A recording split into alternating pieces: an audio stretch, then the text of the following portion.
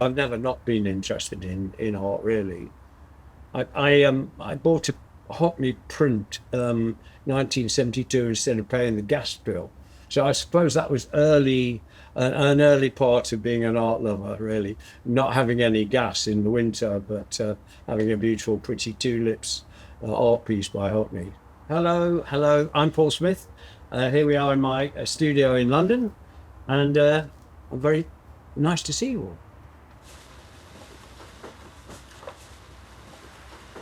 Rose on the hour.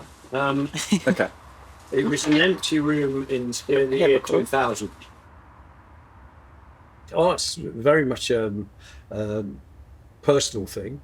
You know, you can stand in front of a painting and not appreciate it, or it just flows over you, and it's wonderful.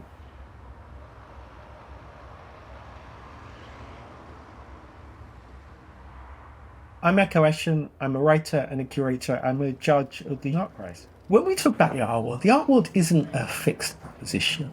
The art world isn't a singular place. The art world really is just made up of individuals, artists, yes, galleries, museums, and so on. But really, the art world is made up of many, many people trying to explore and make sense of the world around them. I'm Fabien Valérian. I'm French. I'm the International Arts and Culture Director for Maison Ruinart. And I was very happy to be invited to take part in the Winsor and Newton and Paul Smith Foundation Art Prize.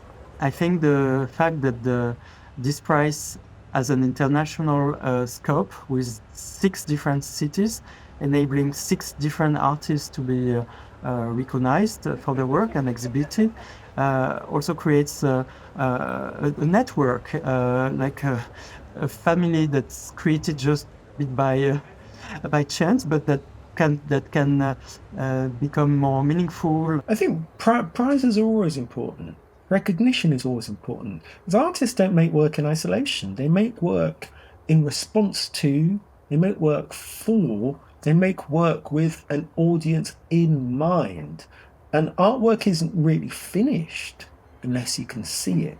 That's always the thrill of going into a museum. That's even the thrill of going into a Paul Smith shop and seeing some work on a wall. My name is Brittni Warshaw. I am an abstract painter in Tokyo, Japan. I work mainly in collaboration right now with my 3-year-old daughter, Ari.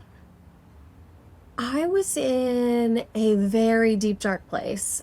I don't know that you can call it postpartum depression because my daughter was about 2.5 when it started happening. And I was really looking for a way to crawl out of it. I was trying everything to kind of help let myself go and kind of surrender a little bit and get out of my own head, and also use something kind of like a meditative practice.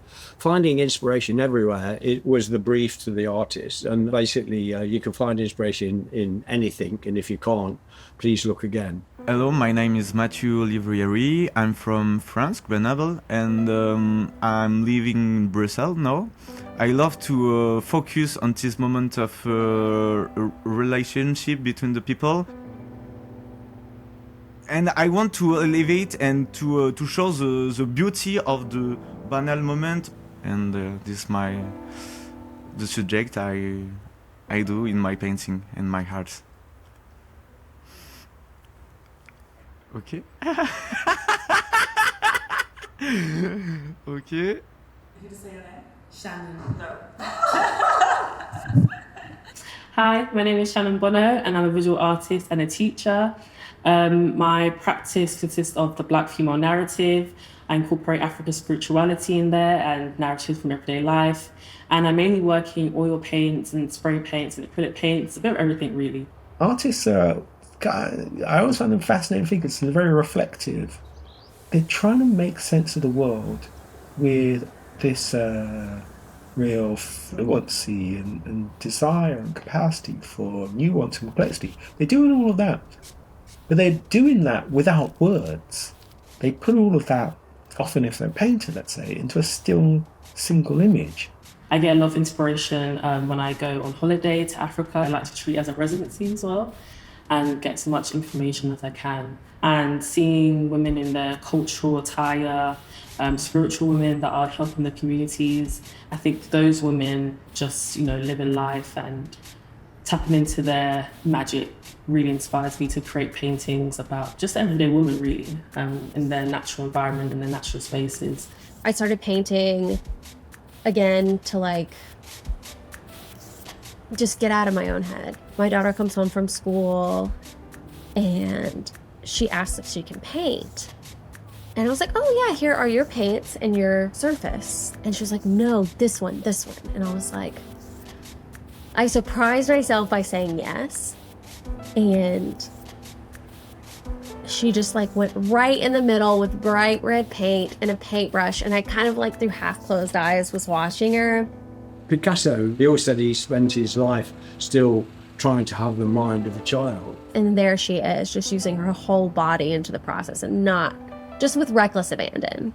So it's just real push and pull between what she is kind of trying to say and what I'm trying to say without stifling either one of us. Defining art is always a nightmare because it's whether it's art to you or not art at all. Is that art? Is that more art than art? I've always enjoyed putting literally a drawing from a 6-year-old, 10-year-old, 12-year-old next to something that it might be considered, quite valuable in money terms. But to me, they're all equal.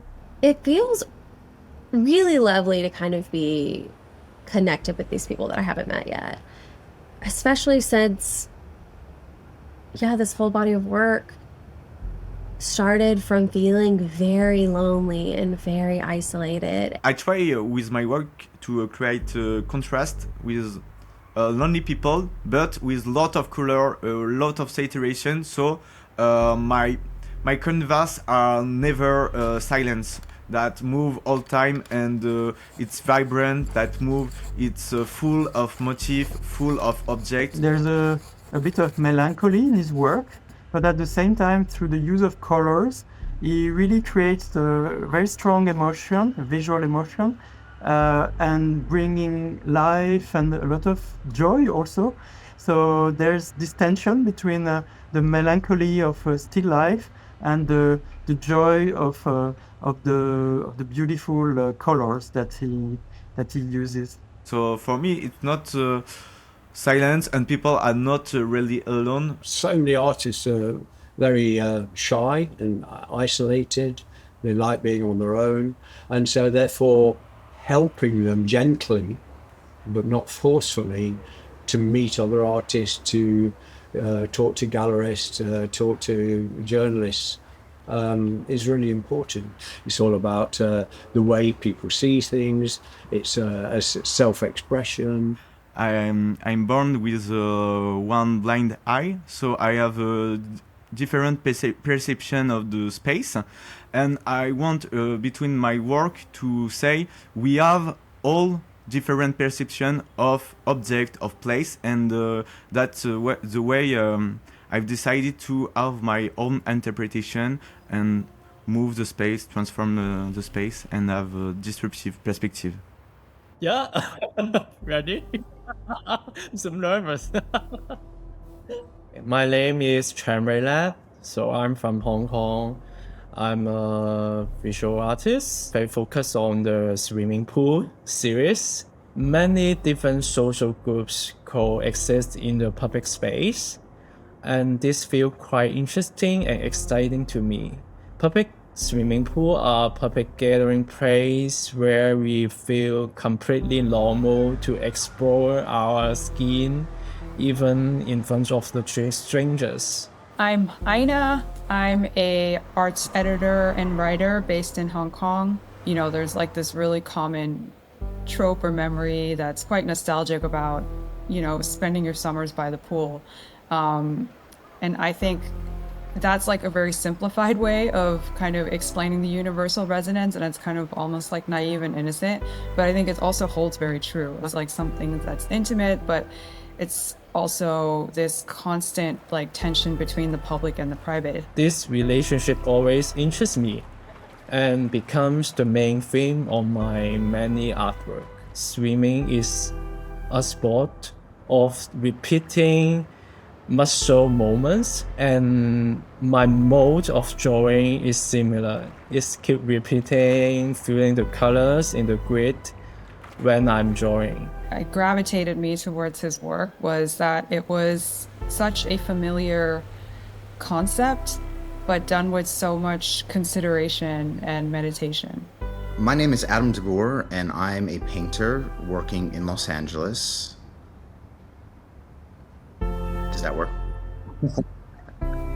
I currently use a mix of techniques, but primarily Indonesian batik and oil painting.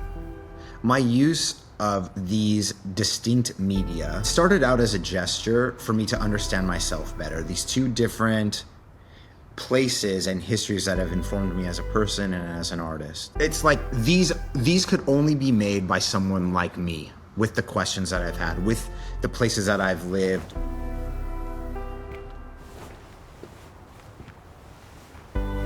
The material is so strange that right away people have questions about them. I mean, then all of a sudden we're all talking about our dads. And then we're talking about grandfathers, and we're talking about different wars that displaced us. The reoccurring sort of symbols or motifs or totems that are found in my work are based on either the African countries that I visited or from my own background. So my mum is from Sierra Leone, my dad is from Congo. So I grew up knowing that I was Dutch Indonesian, half Dutch Indonesian, intellectually, but nothing more than that. I went to Bali by accident, and I realized like the taxi driver looked so much like my dad, and this is really something I should try to find out about. I got really interested in the craft traditions out there. So you see batik all over the place in Bali and Java, carved wood everywhere. There's a lot of people working with their hands. It's a really like dexterous culture, which is very different than here in the United States. My use of batik and the narratives about cultural hybridity is the reason I use it is because it was a genuine desire to be closer to that ancestry and try to engage with it with my hands. As an artist, that's just the most natural thing to do.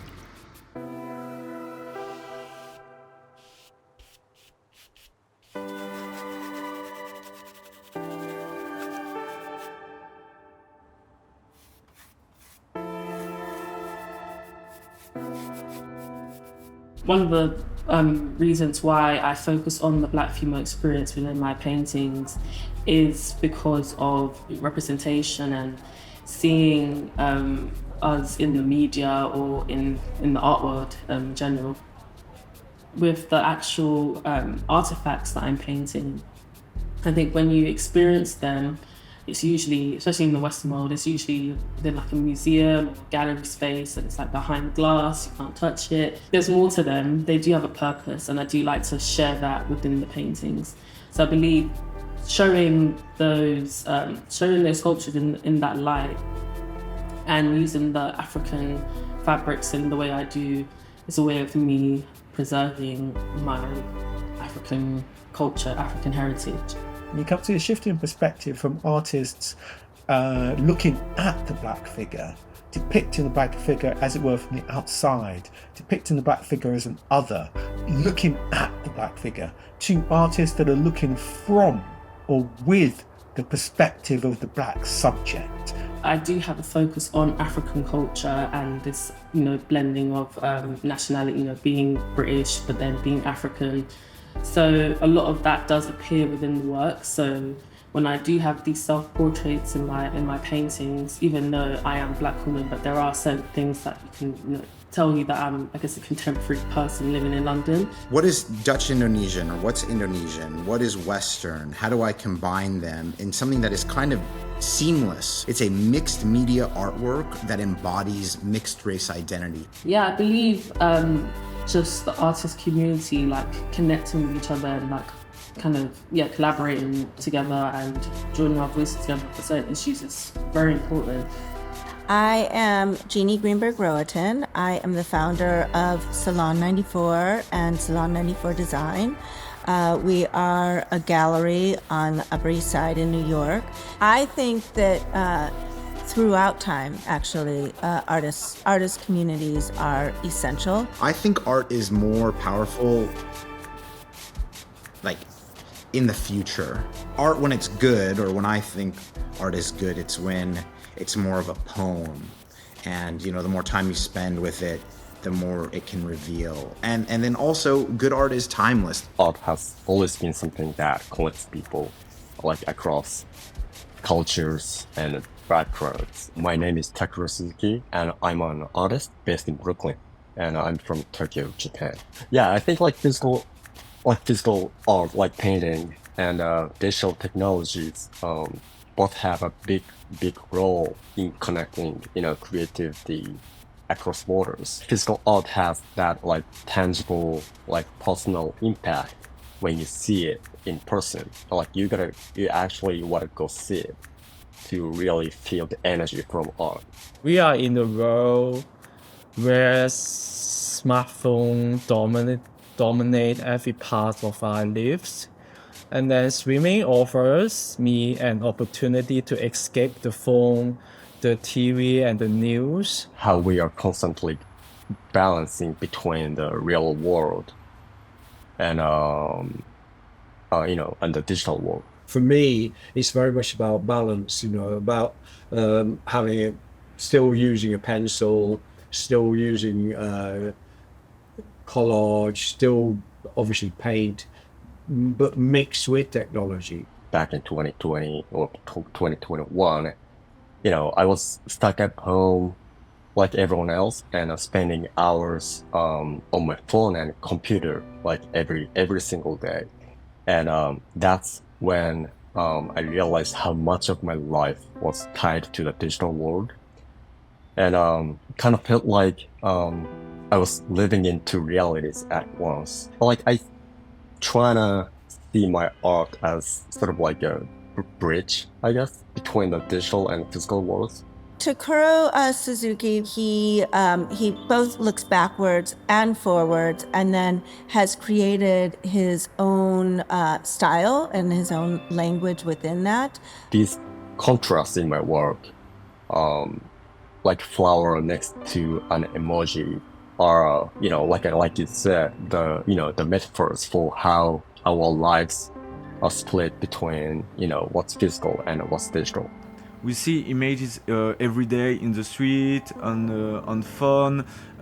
We are saturated by them, and in my work, I try to through the image to create contrast between silence and vibration. Some space in the painting are empty. Some space in the painting are full of objects, full of brush stroke. Many of the paintings that you see from the great masters around the world, I love the bit where it's plain and empty, or where they've just not overworked it. The joy of this prize is that it recognizes that artworks can speak a language that crosses space, that crosses territory, that resonates internationally. You can isolate yourself too much in your own space, and you need to actually be able to communicate your work through a gallery,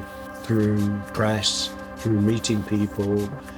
It's kind of amazing the conversations that I have in front of these paintings sometimes. Like, I learn so much about people. We don't even talk about the work most of the time. I think everyone comes from different places that have their own story and then their own personality, and then suddenly we group together and then to work with something very meaningful, I think. Artists are very curious usually, and they really like to discover other people's work, other artists' work. And I think it's also a way to connect the different cities, the different countries, different sensibilities about art and creativity. Despite the physical distance between me and other artists, I'm really intrigued by their difference in their practices. We all have different ways of working. There's abstract artists, there's sculptural artists, there's painters like me. Now I feel like I'm really connected to like those, global actual community. Think about a blank canvas. We know that as a metaphorical proposition. Think about it as a practical reality. Think about what a painter does.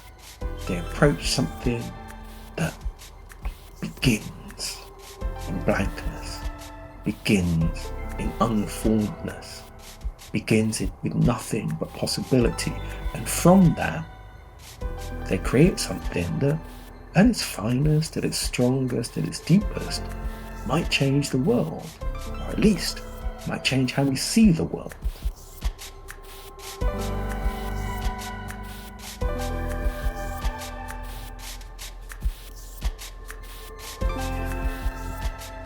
I find it makes my own world richer, stranger, more fantastic, and more beautiful.